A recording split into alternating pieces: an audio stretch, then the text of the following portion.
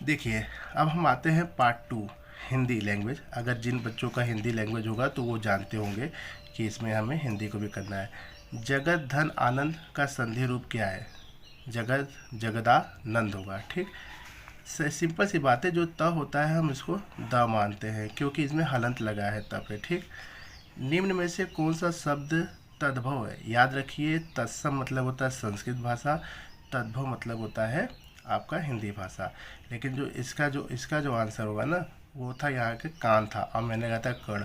कर्ण जो है तत्सम है ना कि तद्भव है, और तद्भव कान है। मैंने यहीं पे देखिए चूक कर दिया, और यहीं पे दोनों आंसर दिया है। कान दिया है आपका क्या है? तद्भव, और कर्ण दिया है तत्सम, और मैंने इसी में कन्फ्यूज हो गया। तो ये कहीं ना कहीं कन्फ्यूजन में मेरा आंसर खराब हो गया। ठीक, अनुनासिक किसे कहते हैं? ये देखिए बहुत अच्छा क्वेश्चन है कि ऐसे वर्ण या स्वर जिनका उच्चारण करते समय जो ध्वनि होती है ना, मुंह के साथ साथ नासिका यानी नाक से भी बाहर निकलती हो।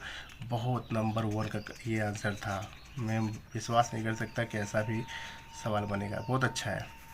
आगे है लोक जमा ईश्वर का संधि रूप क्या है? लोकेश्वर, लोकेश्वर। या देखिए लोकेश्वर, देख लीजिए, आप ये देख सकते हैं ना, लोकेश्वर है। नेक्स्ट है निम्नलिखित में सही एक क्रमक क्रिया को चयनित करिए।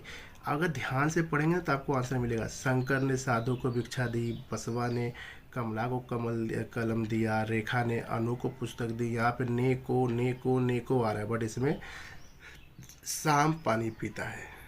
देखिए ये सबसे सही है, इसमें ने को नहीं आया है। अगत आगत युग्म शब्दों का सही अर्थ क्या है? देखिए जो मैंने लगाया था समय पर जो आया, बट ये गलत है। आंसर होगा अतिथि। ठीक, अतिथि अभ्यागत। ठीक, आगे है 37 है, निम्न निम्न में से कौन सा वाक्य है जो सही विराम चिन्ह सहित है? ध्यान से अगर आप पढ़ेंगे तो आपको समझ में आएगा कि विराम चिन्ह कहाँ पे लगाते हैं। जब मैं घर पहुँचा, यही है विराम चिन्ह, देख रहे हैं ना, जिसको बोलते हैं अल्प विराम चिन्ह ना। जब मैं घर पहुँचा तब वो सो रहा था। ठीक, यही सही होगा। ये सब चीज़ देखिए तभी होगा जब आप बहुत बारीकी से पढ़ेंगे। बिना बारीकी से पढ़े तो आप तो लगता है कोई भी पेपर निकालना बड़ी मुश्किल हो गया है। ठीक, आगे है किसी ने, ये 38 क्वेश्चन है, किसी ने घायलों की सुध तक नहीं ली। वाक्य में प्रयुक्त सही निपात को चुनिए। याद रखिए, होगा तो यहाँ पे जो आंसर लगा है ना, मैंने लगाया था तक, बट होगा सुध। याद रखिएगा, होगा सुध, मैंने लगाया था तक। ठीक, निम्नलिखित में कौन सा शब्द सही है? विक्रम तो हर कोई जानता है, जिनका नाम होगा विक्रम वो भी जानता हो विक्रम क्यों लगा रहे हैं। पूर्ण विराम का गलत प्रयोग किस में है? अब देखिए पूर्ण विराम का गलत प्रयोग क्या है, देखिए ध्यान से। क्या तुम ठीक हो? अब यहाँ पे क्वेश्चन मार्क लगाई नहीं तो कैसे सही होगा? यहीं पे पकड़ लो, आपका आंसर मिल गया, क्योंकि क्या तुम ठीक हो यहाँ पर गलत आंसर आपको दिख गया। ठीक, विधि शब्द के इन अनेकार्थी शब्दों में एक गलत है। अब देखिए यहाँ पर देख रहे हैं कितना है, कानन, पद्धति, ब्रह्मा, अवधि। ठीक, तो इसका जो आंसर है ना अवधि है। ठीक, अवधि। महात्मा किस समाज का उदाहरण है? तत्पुरुष समाज का है। ठीक, ये मैंने लगाया था। इनमें सही अनुस्वार शब्द कौन सा है? देखिए यहाँ का जो सबसे बेहतर आंसर इसका यही है, सांगत्य है। ठीक, सांगत्य है, 43 नंबर का है ये। आगे है इनमें कौन सा शब्द सही है? भाई अंतर्राष्ट्रीय है, हर रोज़ तो सुनते आ रहे, अंतर्राष्ट्रीय विकास, अंतर्राष्ट्रीय आयात निर्यात। प्रहार प्रहर जो जोड़ा है, इसमें सही क्या हो सकता है? दंड और दान। ठीक, एक प्रहार होता है दंड करना, प्रहर मतलब दान करना। ठीक, स्वर तंत्री के बीच के छिद्र से क्या गुजरती है? भाई हवा गुजरता है, और क्या।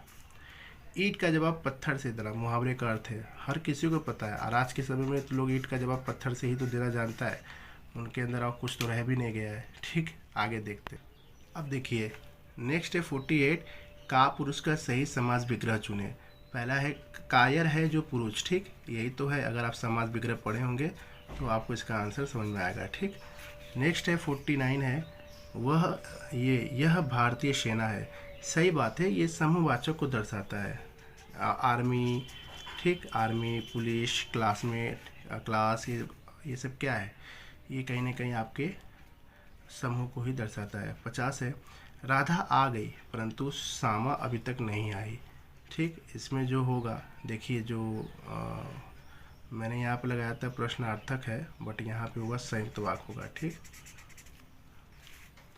दो अलग अलग व्यंजनों के मिल से बने अक्षर क्या कहते हैं, क्या कहते हैं, संयुक्त अक्षर कहते हैं। ठीक, अब ये देखिए, ये पैसेज के दिया था, पैसेज को आप पढ़ लीजिएगा। ठीक, आप इसको पढ़ लीजिए। देखिए आंसर देखिए हमने लगा दिया है।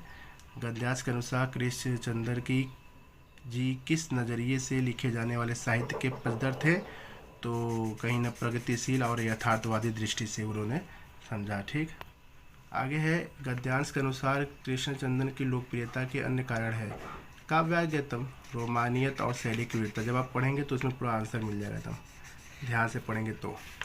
गद्यांश के अनुसार कृष्णचंद्र किस साहित्य में अनूठी रचनाशील के लिए बहुत चर्चित रहे, भैया वो उर्दू कथा साहित्य के लिए बहुत चर्चित थे।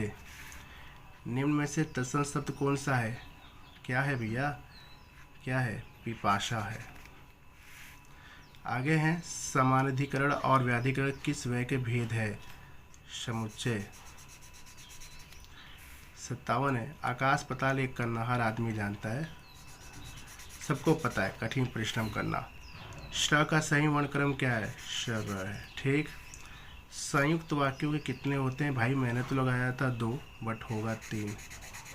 ठीक, गड़े मुर्दे उखाड़ना मुहावरे का अर्थ क्या है, पुरानी बातों को याद करना। जो पुरानी बातों को दोहराता है तो वो कहीं ना कहीं गड़े मुर्दे को उखाड़ता है। ठीक, तो बस यहाँ तक के लिए मुझे धन्यवाद है कि आप सभी का कि देखे हैं, और आप वीडियो को लाइक करें, शेयर करें और सब्सक्राइब करें। ठीक, थैंक यू सो मच, जय हिंद।